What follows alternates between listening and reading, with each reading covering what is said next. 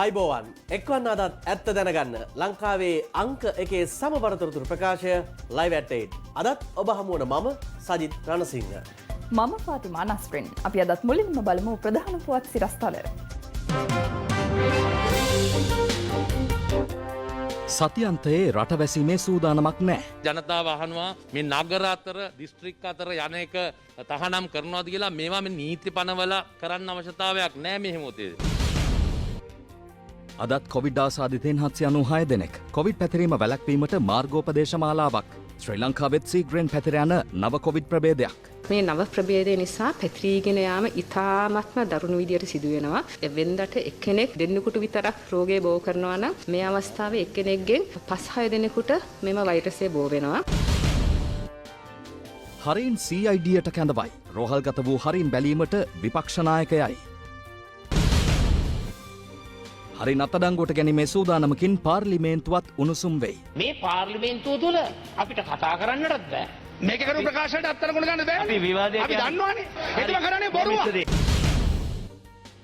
කොළඹ වරාය නගර කොමිසමට රෙහි ශ්‍රේෂ්ඨාධිකරණ පෙත්සම් විභාගය අවසන්. අන්තවාදී දේශනවලට සහභාගී වූ සහරාන්ගේ මාමණ්ඩිය ඇතුළු තිදෙනෙකු අත්අඩංගුවට. ඉන්දියාවේ කොවිඩ් තත්ත්වය දරුණුම අඩියකට. වැඩිම ආසාදිතයින් සහ මරණ ඉන්දියාවෙන් වාර්තා වෙයි.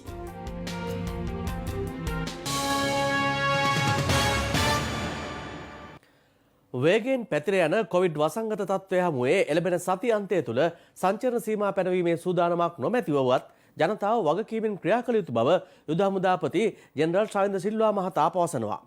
රජයේ ප්‍රවෘත්ති දෙපාර්තමේන්තුවේ අද පස්වරේ පැවති විශේෂ මාධ්‍ය හමුවකට එක්කමින් යුද හමුදාපතිවරයා මේ බව සඳහන් කළා. මේ අතර ඉන්දියාව ඇතුළු රටවල පැතිර යන COVID-19 නව ප්‍රභේදයේ පැතිර යාම ඉතා වේගවත් සිදුවන බවයි ශ්‍රී ජයවර්ධනපුර විශ්වවිද්‍යාලයේ මහාචාර්ය නීලිකා මලවිගේ මහත්මිය පවසන්නේ. අපි ඊයේ දිනියේත් කුලියාපිටිය පොලිස් වසම හුදකලාවට ලක් කරනු ලැබුවා. අද උදෑසන තවත් ගාමිණිධාරි වසම් දෙකක් හුදකලා කරනු ලැබුවා. මින් ඉදිරියට ඕනෑම ස්ථානයක කොවිඩ් යම්කිසි සැලකිය යුතු ප්‍රමාණයක් හමු වෙන තත්ත්වයක් වාර්තා වුවොත් අනිවාර්යයෙන් මේ ප්‍රදේශය අපි හුදකලා කිරීමට කටයුතු කරනු ලබනවා. ජනතාව අහනවා මේ නගර අතර දිස්ත්‍රික් අතර යන එක තහනම් කරනවාද කියලා මේවා මේ නීති පනවල කරන්න අවශ්‍යතාවයක් නැහැ මේ මොහොතේ.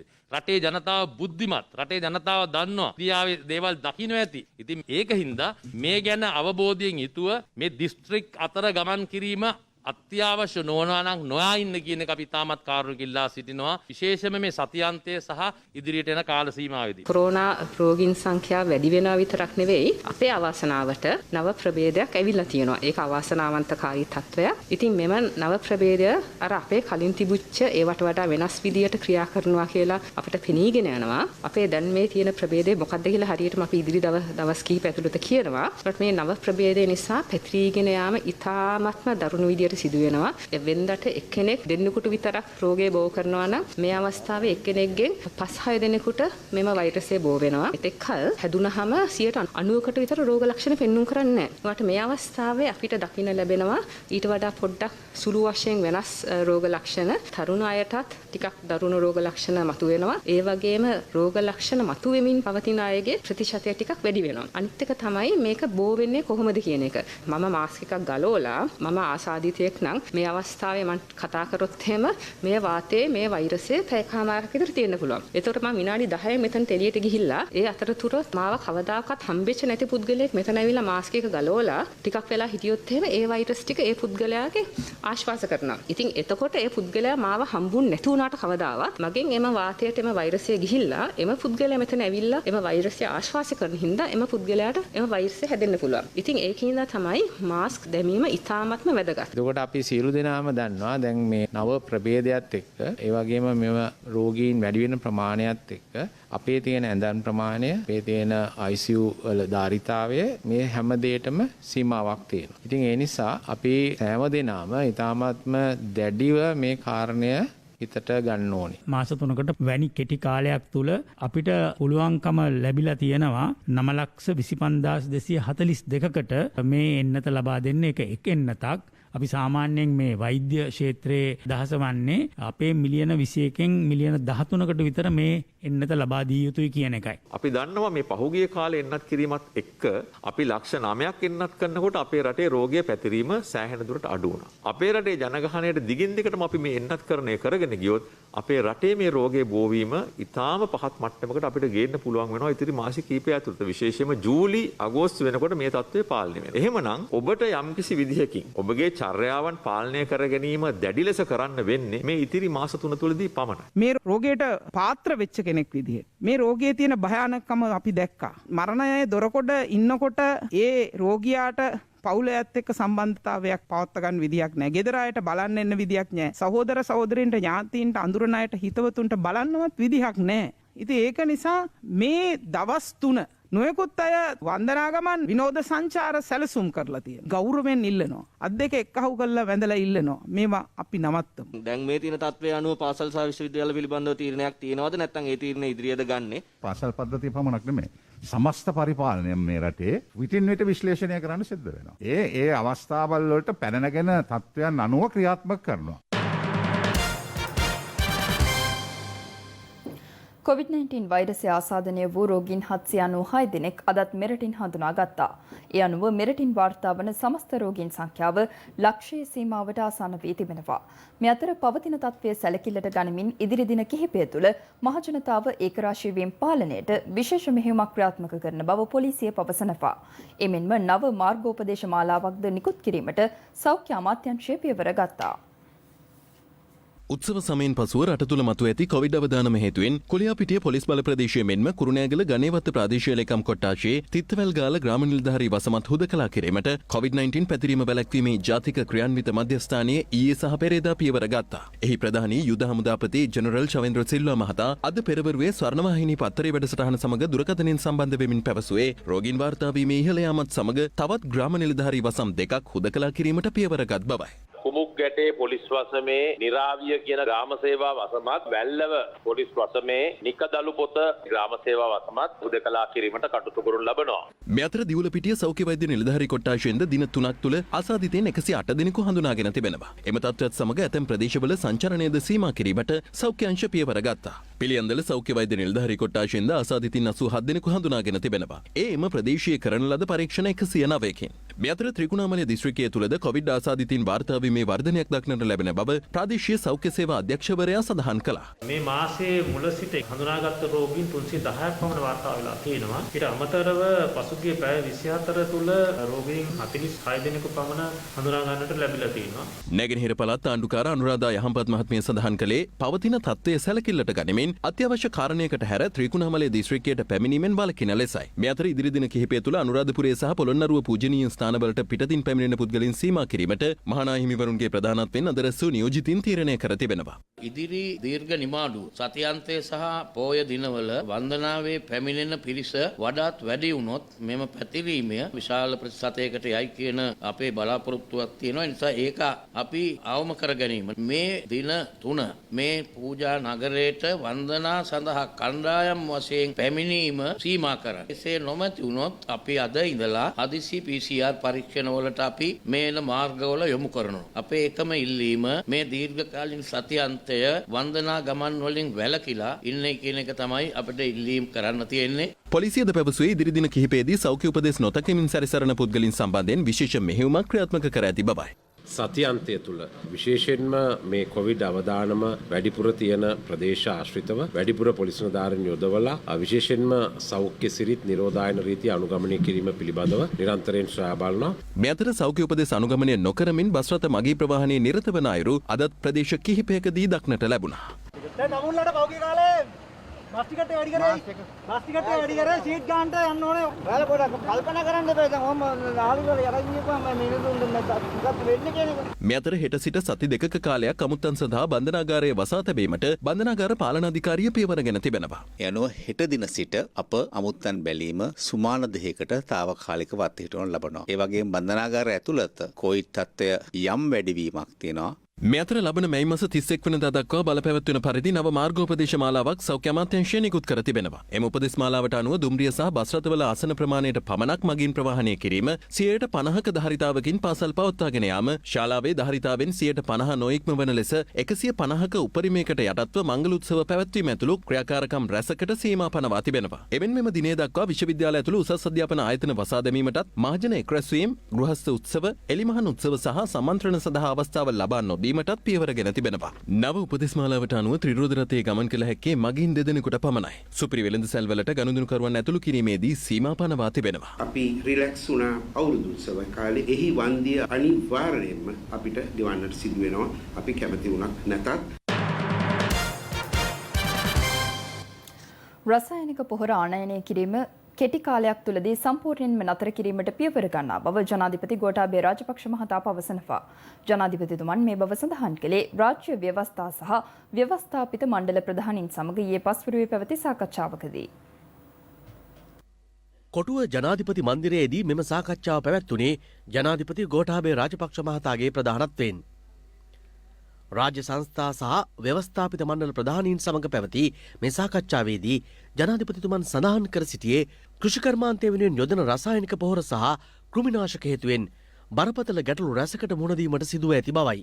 කෘෂිනාශක, වල්නාශක, පොහොර මේවට අපි කොච්චර විදේශ විනිමයක් කොච්චර මුදලක් ගේනවද කියලා බැලුවොත්, ඒ අනුව අස්වැන්න වැඩි වෙනවද කියලා බලුවොත් අපිට පුළුවන් ගොවියට මේ සල්ලි නිකම් මේ ප්‍රමාණය දුන්නයි කිව්වත් අපිට ලාභයි. පොහොර ගෙනල්ලා විශාල මුදලක් ගෙනල්ලා නිකම් දෙන්න. දැන් අපි කිව්වොත් ගොවියට හරි මේ කන්නේ ඉඳලා කාබනික පොහොර සහ අනිත් අපි නිෂ්පාදනය කරන පොහොර භාවිතා කළා රසායනික පොහොර පාවිච්චි කරන්නේ නැතුව, කෘමිනාශක පාවිච්චි කරන්නේ නැතුව කරන්න කියලා ගොවියා කියනවනම් මට මෙච්චර පාඩු වෙනවා කියලා. පාඩුවක් වුණා නම් ඒ පාඩුව සල්ලි දුන්නා රජයට ලාභයි. රජයට විතරක් නෙමෙයි රටට ලාභයි. දැන් මේවා හන්දා වතුර බලන්න.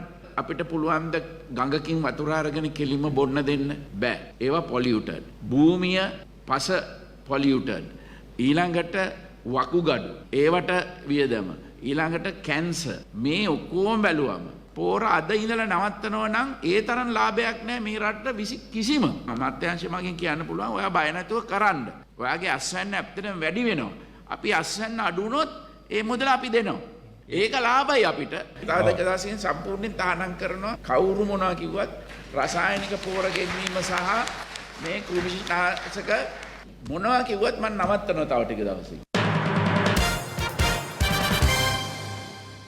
දැන් තවත් දේශීය පුවත් කිහිපයක්.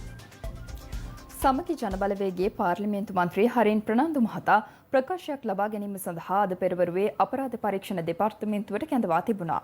කෙසේ වෙතත් මේ වන විට මන්ත්‍රීවරයා හදිසි අසනීප තත්ත්වයක් හේතුවෙන් පෞද්ගලික රෝහලක ප්‍රතිකාර ලබන බවයි වාර්තා වන්නේ. පාර්ලිමේන්තුවේදී පෙරේදා ඇතිවූ නොසන්සුන්කාරී තත්ත්වයේදී ශ්‍රී ලංකා පොදුජන පෙරමුණෙහි බදුල්ල දිස්ත්‍රික් පාර්ලිමේන්තු මන්ත්‍රී ජානක තිස්ස කුට්ටිආරච්චි මහතා තමන්ට පහර දීමක් සිදු කළ බව පවසමින් සමගි ජන බලවේගයේ පාර්ලිමේන්තු මන්ත්‍රී හරින් ප්‍රනාන්දු මහතා ඊයේ කොළඹ පෞද්ගලික රෝහලකට ඇතුළත් වී තිබෙන. මන්ත්‍රීවරයා පපුවේ වේදනාවක් බව පවසමින් රෝහලට ඇතුළත් වී ඇති බවයි වාර්තා වන්නේ. මේ අතර සමගි ජන බලවේගයේ පාර්ලිමේන්තු මන්ත්‍රී හරින් ප්‍රනාන්දු මහතා තමන්ට පහර දීමක් සිදු කළ බවට පාර්ලිමේන්තු මන්ත්‍රී ජානක තිස්ස කුට්ටිආරච්චි මහතාද වැලිකඩ පොලිසියට පැමිණිල්ලක් සිදු කර තිබුණා. මේ වන විට පෞද්ගලික රෝහලක ප්‍රතිකාර ලබන හරින් ප්‍රනාන්දු මහතාගේ සුවදුක් විමසීමට සමගි ජන බලවේගයේ නායක සජිත් ප්‍රේමදාස මහතාද අද උදෑසන එම පෞද්ගලික රෝහලට පැමිණියා. මේ වන විට අපිට අහන්නට ලැබෙනවා එතුමාව අපරාධ පරීක්ෂණ දෙපාර්තමේන්තුවට කැඳවලා ත්‍රස්තවාදයේ වැළැක්වීමේ පනත යටතේ අත්අඩංගුවට අරගෙන හිර කරන්නට යම් ප්‍රයත්නයක් තිබෙනවා කියන එක පිළිබඳව අපිට ආරංචි ලැබෙනවා. අපි ඉන්නවා හරින් ෆර්නෑන්ඩෝ මැතිතුමත් එක්ක. හරින් ෆර්නෑන්ඩෝ මැතිතුමාව අත්අඩංගුවට ගන්නවා නම් සමගි ජන බලවේගයේ සියලුම මන්ත්‍රීවරුන් නියෝජනය කරන එහි නායකයා හැටියට මම කියන්න කැමතියි. එහෙනම් අපිවත් අත්අඩංගුවට ගන්න. මේ අතර පාස්කු ප්‍රහාරයට අදාළව සිදු කෙරෙන පරීක්ෂණයකට අදාළව ප්‍රකාශයක් ලබා ගැනීම සඳහා පාර්ලිමේන්තු මන්ත්‍රී හරින් ප්‍රනාන්දු මහතා අද පෙරවරුවේ අපරාධ පරීක්ෂණ දෙපාර්තමේන්තුවට කැඳවා තිබුණා. ඊයේ මන්ත්‍රීවරයා ප්‍රතිකාර ලබන පෞද්ගලික රෝහලට පැමිණි අපරාධ පරීක්ෂණ දෙපාර්තමේන්තුවේ පොලිස් කණ්ඩායමක් මෙම දැනුම් දීම සිදු කර ඇති බවයි වාර්තා වන්නේ. හරින් ප්‍රනාන්දු මහතා අත්අඩංගුවට ගැනීමට ඇති සූදානම මුල් කර ගනිමින් අද පාර්ලිමේන්තුවේ උණුසුම් සංවාදයක් හටගත්තා. පාර්ලිමේන්තුවේ කළ ප්‍රකාශයක් පදනම් කර ගනිමින් මන්ත්‍රීවරයෙකු අත්අඩංගුවට ගැනීමට නොහැකි බව පවසමින් විපක්ෂය තර්ක කරද්දී ආණ්ඩුව ප්‍රකාශ කළේ එවැනි සූදානමක් නොමැති බවයි. දැන් අපිට ආරංචියක් ලැබිලා තිබෙනවා හරින් ෆර්නෑන්ඩෝ මැතිතුමාව ත්‍රස්තවාදය වැළැක්වීමේ පනත යටතේ අත්අඩංගුවට අරගෙන රිමාන්ඩ් භාරයට ගන්නට කටයුතු කරනවා කියලා. ත්‍රස්තවාදය වැළැක්වීමේ පනත උපයෝගී කරගෙන අපේ മന്ത്രിවරුන්ගේ කටවල් වහන්න කටයුතු කරන්න එපා. මම බොහොම වගකීමෙන් කියන ආණ්ඩුවක් හැටියට පාර්ලිමේන්තුව කරපු කිසිම ප්‍රකාශයකට එතුමාව අත්අඩංගුවට ගන්න අපි කියලාත් නැමෙ කරන්නෙත් නැහැ හැම දෙයක්. එතුමා කිව්වා මෙහි පාර්ලිමේන්තුවේ කරපු ප්‍රකාශයට එතුමාව අත්අඩංගුවට ගන්න කිසිම හේතුවක් නැහැ. ඒක එතුමාගේ වරප්‍රසාදය. හැබැයි වෙනත් කාරණාවල් වලට එතුමාව අත්අඩංගුවට ගන්න ඉඩ තියෙනවා කියලා ඔබතුමා කිව්වා. මේක කෙලින්ම බලපෑමක්. ඔබතුමා ඇන්සාඩ් එක අරගෙන බලන්න. හැබැයි හරින් ප්‍රන්ද මහත්මයා කිව්වා මේ වරප්‍රසාද වලට මුවා වෙලා මොනතරම් බොරු කිව්වත් අපි රජයක් හැටියට බලය පාවිච්චි කරලා කිසිම මන්ත්‍රණයක අත්අඩංගුවට සූදානම් නැහැ කියලා රජය හැටියට. ඊටමත් වගකීම අපි කිව්වේ. හන්දිය කඩේ නෙමෙයි කිව්වේ. පාර්ලිමේන්තුවේ. හරි. හැබැයි වැරද්දක් කෙරුවොත් කවුරු හරි වර්ධ කරලා තිබ්බොත් අත්අඩංගුවට ගන්න ඕනේ කරුවා තානාගතුමා. හරින් ෆර්නෑන්ඩෝ මන්ත්‍රීතුමා කොමිෂන් සභාවට ලබා දුන්නු කට උත්තර සාක්ෂි පිළිබඳව සමහර දේවල් වාර්තාවල සඳහන් වෙලා නැති බව කියමින් තමයි එතුමා ඒ කතාව කිව්වේ. එබැවින් මම ඉල්ලා සිටිනවා කරුණා කරලා අපටත් මේ මුස්ලිම් ජනතාවටත් මේක අවශ්‍යයි බලා ගන්නට. මොකද මේ පාස්කු කොමිෂන් සභාවේ වාර්තාවේ වෙලුම් 22ක්. ඒකෙන් අපට ලැබිලා තියෙන වෙලුම් 2ක් විතරයි. කරුණා කරලා අඩුම වශයෙන් වෙලුම් එක සෙට් එකක් ලයිබ්‍රරියට බාලා දෙන්න. අපිට බලන්න. පාස්කු ප්‍රහාරේ කොමිෂන් වාර්තා කවද්ද ආවේ? පෙබරවාරි මාසේ. පාර්ලිමේන්තුව ඉදිරිපත් කරුවේ සිංහල පරිවර්තනයත් එක්ක පෙබරවාරි මාසේ අන්තිම සතියේ. දැන් නීතිපතිතුමාට මේක දීලා තියෙනවානේ. දැන් මේ නීතිය ක්‍රියාත්මකනේ අපිද? අද හරින් ෆර්නෑන්ඩෝ මහත්මයා ගේන්නේ. ඒකේ සඳහන් වෙලා තියෙන්නේ අවුරුදු දෙකකට ඉස්සෙල්ලා කියපු කාරණයක් සම්බන්ධව. අපි අහන්නේ අවුරුදු දෙකකට ඉස්සෙල්ලා කියපු කාරණයක්. ඇයි මේ හදිසියේ පාර්ලිමේන්තුවේ කතා කරමින් පස්සේ ගෙන්නන්නේ? හරෙන් ප්‍රනාන්දු දැමුත් කියන අපි රංජිත් බන්දු බණ්ඩාර මේ පාස්කු ප්‍රහාරය ගැන එතුමා කියන දේවල් ගැන හොයන්නේ නැහැ කියලා. හොයන්න අනගහපුවාම එතුමා හැංගෙනවා නම් රෝහලේ. එතුමාගේ කොයිද කොන්දක් තියෙන්නේ? එතුමා කරන්නේ බොරුව. එවැනි කාරණා වැදගත් කාරණා ප්‍රකාශ කරලා තියෙනවනේ ඒවා සම්බන්ධව හොයලා බලලා කවුද මේ මහා මොලකරු කවුද මේකට උදව් කරලා තියෙන්නේ? ඔබතුමාලා සියලුම දෙනාම කියන්නේ එකම කාරණේ. විශේෂ කාරණේ. ආමලකාරයෙක් හොයන්න කියනවා. ගිහිලා කට උත්තර දෙනවා කියලා පැස්ස කියලා CID කියලා බොරු කියන්නේ. පාර්ලිමේන්තුවේ කතා කරා කියලා CID එකෙන් කැඳවන්න පුළුවන් නම් ඉස්සෙල්ලා ඔබතුමා ඒක ආරක්ෂා කරලා දෙන්න. එහෙම පියවරක් නැහැ කියලා සංවිධායකතුමා ඉතා පැහැදිලිව മന്ത്രിවරයාගෙන පැහැදිලි ප්‍රකාශයක් කරා. ඒ නිසා යලි මේ නිකම් ප්‍රචාරයට නැගිටලා කතා කිරීමට අපේ පාර්ලිමේන්තුවේ කාලය ගත කරනවා නම් විනාඩියකට ලක්ෂයක් මේ කොළපමද මේ කරන්නේ. මේ හරින් ප්‍රනාන්දු විතරක් නෙමෙයි අනුර කුමාර දිසානායක මන්ත්‍රීතුමාගේ පක්ෂයේ ඊබ්‍රාහිම් මහත්තයා ජාතික ලයිස්තුවේ හිටියා කියලා අපි ළඟ තියෙනවා ගැටලු. ඒවා වෙනුවෙන් අපරාධ පරීක්ෂණ දෙපාර්තමේන්තුවට පැමිණිලි කළ යුතුව තියෙනවා. ආව කඳවනවා අපරාධ පරීක්ෂණ දෙපාර්තමේන්තුවට. දැන් විවාදයට යන්න. කියන්න ලෑස්ති තියෙන තොරතුරු ඔක්කොම. හරි බොහොම ස්තුතියි. ඒ වගේම පස් කපපු අය නීති විරෝධී ජාවාරම් කරන අය ගැන සාක්ෂි තියෙනවා. පොඩකින්න. මොකද්ද මේ කරන්නේ පාර්ලිමේන්තුවේ?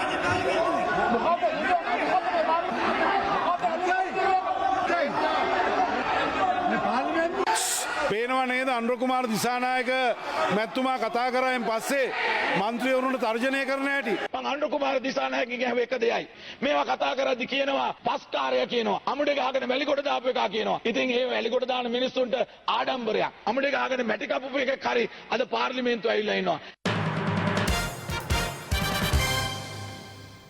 පාස්කු ඉරිදා සිදු වූ ත්‍රස්ත ප්‍රහාරයේ මහමුලකරු ලෙස හඳුනාගෙන ඇති නෞෆ මෞලවී නැමැත්තා එම ප්‍රහාරයේ මහමුලකරු ලෙස අගරදුගුරු ඇතුළු රදුගුරු මණ්ඩලය විශ්වාස නොකරන බව ගරු සිරිල් ගාමිණී පියතුමා පවසනවා. උන්වහන්සේ පවසන්නේ පාස්කු ප්‍රහාරයේ විමර්ශන කටයුතු වලට දේශපාලඥයින්ගෙන් මේ වන විටත් බලපෑම් එල්ලවන බවට තොරතුරු ලැබී ඇති බවයි. සිරිල් ගාමිණී පියතුමා මේ බව ප්‍රකාශ කළේ ස්වර්ණවාහිනිය සමග පැවති විශේෂ සාකච්ඡාවකදී. පාස්කු ඉරිදා ත්‍රස්ස ප්‍රහාරයෙන් පීඩාවට පත්වුණු ජනතාවට තවමත් සාධාරණයක් ඉටු වෙලා නැහැ, යුක්තිය ඉටු වෙලා නැහැ කියන චෝදනාව තියෙනවා. පියතුමනි මොකද්ද මේ යුක්තිය? මොකද්ද මේ සාධාරණය?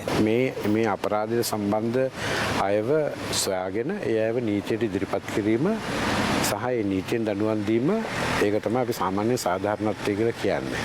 ඒතර මෙතනදිත් ඒ කාරණාව තාමත් ඉෂ්ට වෙලා නැහැ. ප්‍රහාරයත් එක්ක ආපු මහමොලකරු කියන පුද්ගලයෙක් දැන් අල්ලලා ඉන්නවා. දැන් ඒතර මහමොලකරුත් අල්ලලා නම් අවුරුදු දෙකක් තිස්සේ රිමාන්ඩ් භාරයේ ඉන්න මිනිස්සෙක් ගැන අද කියනකොට යා තමයි මහමුළුකරු කියලා අපි කාටවත් එක විශ්වාස කරන්න පුළුවන් දෙයක් නෙමෙයි. සමස්ත පියතුමන්ලා ඒ සියලුම දෙනාම විශ්වාස කරනවාද මොහු මහමුළුකරු නෙවෙයි කියලා? ඒක නිකම් මවාපෑමක් විතරයි.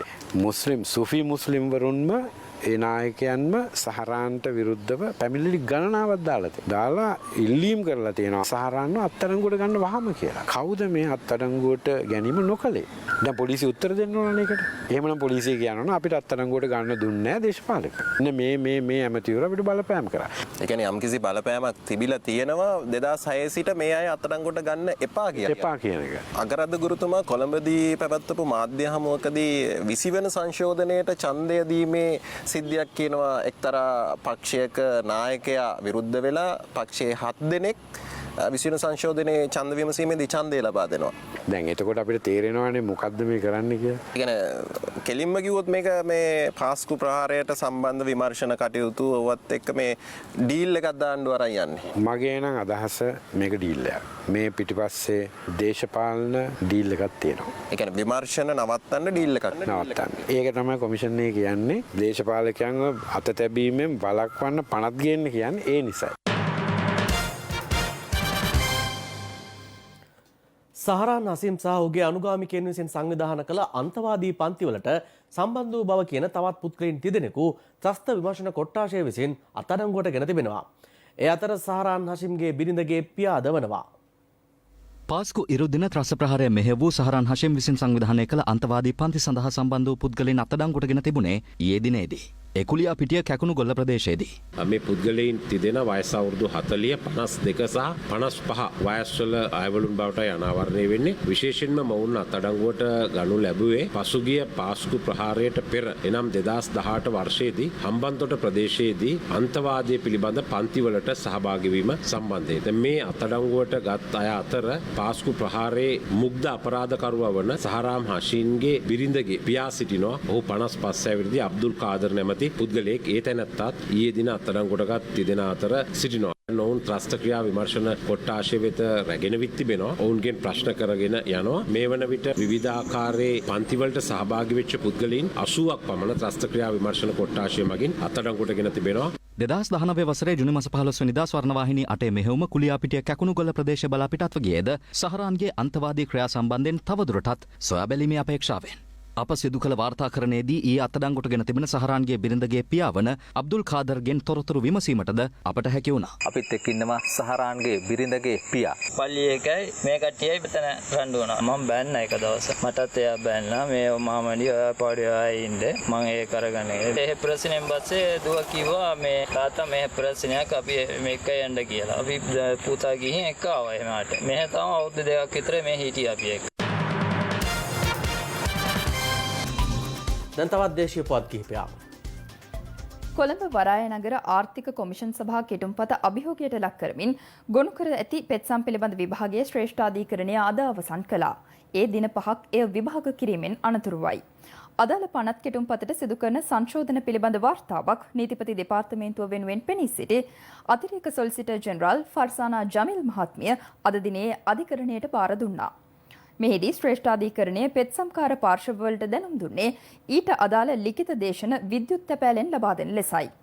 ඒවා සලකා බැලීමෙන් අනතුරුව පංචපුද්ගල විනිසුරු මඩුල්ල ඉදිරි දින කිහිපයේදී සිය තීන්දුව කතානායකවරයා වෙත ලබා දීමටයි නියමිතව ඇත්තේ. අද පෙරවරුවේත් අදාළ පෙත්සම් විභාගය ආරම්භ වුණේ 5 වන දිනටයි. ඒ අගවිනිසුරු ජයන්ත ජයසූරිය ඇතුළු පංචපුද්ගල විනිසුරු මඩුල්ල ඉදිරියේ. අදාළ පනත් කෙටුම්පත අභියෝගයට ලක් කරමින් ගොනු කර ඇති පෙත්සම් විභාගය ආරම්භ වූ අවස්ථාවේදී නීතිපතිවරයා වෙනුවෙන් පෙනී සිටි අතිරේක සොලිසිටර් ජෙනරාල් ෆර්සනා ජමීල් මහත්මිය මෙම පනත් කෙටුම්පතේ සිදු කිරීමට යෝජිත සංශෝධන අඩංගු ලේඛනයක් අධිකරණයට බාර දුන්නා. අනතුරුව කරුණු දැක්වූ සොලිසිටර් ජෙනරාල්වරිය මෙම පනත් කෙටුම්පත හරහා ස්ථාපිත කිරීමට යෝජිත කොමිසම ක්‍රියාත්මක වන ආකාරය පිළිබඳව දීර්ඝ ලෙස කරුණු පැහැදිලි කළා. වරායි නගර කලාපය තුළ ස්ථාපිත කරන බැංකු මෙරට බැංකු අනපනත් මගින් අධීක්ෂණය කරන අතර එම බැංකු සඳහා බලපත්‍ර නිකුත් කිරීමේ බලය ශ්‍රී ලංකා මහ බැංකුවේ මුදල් මණ්ඩලය වෙත පැවරී තිබෙන බව ඇය පැවසුවා. මෙම පනත් කෙටුම්පත තුළින් ශ්‍රී ලංකා මහ බැංකුවේ මුදල් මණ්ඩලයේ සතු බලතල කප්පාදු කිරීමක් සිදු නොවන බවද ඇය ප්‍රකාශ කළා. යෝජිත කොමිසම විසින් අනුමත කරනු ලබන ප්‍රධාන වැඩසැලැස්ම ක්‍රියාත්මක කිරීමට පෙර ජනාධිපතිවරයාගේ අනුමැතිය ලබා ගැනීමට එම කොමිසමට සිදුවන බවයි ඇය පෙන්වා දුන්නේ. මෙහිදී විනිසුරු ප්‍රියන්ත ජයවර්ධන මහතා යොමු කළ ප්‍රශ්නයකට පිළිතුරු දුන් අතිරේක සොලිසිටර් ජෙනරාල්වරිය වරාය නගර කලාපය තුළ ස්ථාපිත කරන ව්‍යාපාර සහ ආයෝජන සඳහා බලපත්‍ර නිකුත් කිරීමේ බලය මෙන්ම එම කටයුතු අධීක්ෂණය කිරීමේ බලයද යෝජිත කොමිසම වෙත පැවරෙන බවත් පැවසුවා. අනතුරුව පංචපුද්ගල විනිසුරු මඩුල්ල සියලුම පාර්ශවකරුවන්ට දැනුම් දුන්නේ මෙම පෙත්සම්වලට අදාළ ලිඛිත දේශන තිබේ නම් ඒවා ලබන ඉරිදා විද්‍යුත් තැපෑල මාර්ගයෙන් ඉදිරිපත් කිරීමට පියවර ගන්නා ලෙසයි. ඉන්පසු එම ලිඛිත දේශනවලට අදාළ මුල් පිටපත් ලබන අඟහරුවාදා පෙරවරු 10ට අධිකරණයට බහර දෙන ලෙසද පංචපුද්ගල විනිසුරු මඩුල්ල විසින් සියලුම පාර්ශවකරුවන්ට දැනුම් දුන්නා. අනතුරුව මෙම පනත් කෙටුම්පතේ ව්‍යවස්ථානුකූල භාවය පිළිබඳව සිය රහසිගත නිගමනය පාර්ලිමේන්තුවේ කතානායකවරයා වෙත යොමු කිරීමට පියවර ගන්නා බවයි පංචපුද්ගල විනිසුරු මඩුල්ල දැනුම් දුන්නේ. ඉදිරියේදී රට තුළ පොල්තෙල් හිඟයක් ඇතිවීමේ අවධානමක් පවතින බව පොල්තෙල් ආනයනකරුවන් පවසනවා. අද අපිට දැනුම් දුන්නා ලබන අඟහරුවාදා වෙනකොට අපිට අවශ්‍ය පාම් ඔලෙන් ගෙනීම සඳහා රජය විසින් ඒ සුදුසු නිෂ්පාදකවරුන් සහ සුදුසු ආනයනකරුවන්ට ඒ ලයිසන් එක ලබා දෙන බවට. මලේසියා ඉන්දුනීසියා වෙන රටවල් වලින් පොල් තෙල් ගෙන්නන්න වෙන්නේ. ඒක ගේන්නත් අඩුම ගානේ මැයි මාසේ 14 15 20 වගේ වෙනවා අරගෙන මේක බෙදා හරින්න කටයුතු කරනකොට. පුරා අග්‍රීමේන්තුව සඳහන් කරන්න කියන්නේ දින කීයකටද මේ පොල් තෙල් පාම් තෙල් මේනොට ප්‍රමාණවත් තිබෙන්නේ? හරියටම ගියොත් සතියයි. සතියට තමයි තිබෙන්නේ. අපිට දැනගන්න ලැබුණා තව සුමාන දෙකක් ඇතුළත අපිට මාජරීන් සහ පාම් ඔයිල් නැති වෙනවා. එතකොට ලංකාවේ බේකරි 7000ක් විතර තියෙනවා. ඊට ඉස්සෙල්ලා රජය ක්‍රියාත්මක වෙලා ඒ අවසර දුන්නේ නැත්තම් ලයිසන් ක්‍රමයේ යටතේ බොහෝ දුරට ලංකාවේ බේකරි 7000ම වැසී යාමට ඉඩ තියෙනවා. නෑ මොනම ආකාරයකවත් වෙළඳ පොලේ එවැනි පොල් තෙල් හිඟයක් ඇති වෙන්නේ නැහැ. අපිට ආනයනකරුවන් සහ ඒ සම්බන්ධ නිෂ්පාදකයන් සඳහන් කරනවා පොල් තෙල් හිඟයක් තියෙනවා කියලා. සති දෙකකට පමණයි තියෙන්නේ කියලා. දැන් මේ තත්ත්වයට කොහොමද මුහුණ දෙන්නේ රජයක් වශයෙන්? මොකද මේ පසුගිය දවස්වල ඇතිවෙච්ච ප්‍රශ්නයත් එක්ක අලුතෙන් නියාමන ක්‍රමවේද සකස් කිරීම හරහා යම් පමණක ප්‍රමාදයක් ඇති වෙන්න පුළුවන්. ඒක ස්වාභාවික තත්ත්වයක්. අපි නමුත් හිතන්නේ නැහැ දැඩි ගැටලුවක් මතුවේ කියලා. මොකද දේශීය නිෂ්පාදනයක් සිදු වෙනවා පොල් තෙල්. දැන් රජයේ මැදිහත් වෙලා අපිට අමුද්‍රව්‍ය ලබා දෙනවා.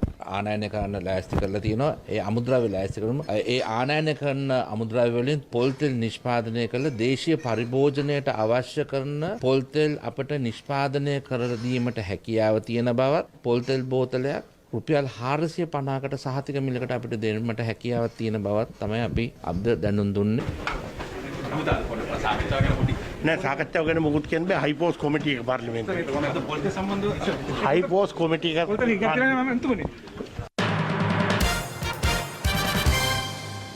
ශ්‍රී ලංකා ක්‍රිකට් කණ්ඩායම සහ බංග්ලාදේශය අතර පැවැත්වෙන පළමු ටෙස්ට් තරගයේ තෙවන දිනේ නිමවන විට පළමුවෙනිම ක්‍රීඩා කරමින් සිටින ශ්‍රී ලංකා කණ්ඩායම කඩලු 3ක් දැවී ලකුණු 229ක් ලබා සිටියා. එසමගින් ලයිව් ඇටේට අදට අවසන්. ඔබට සුබ රාත්‍රියක්.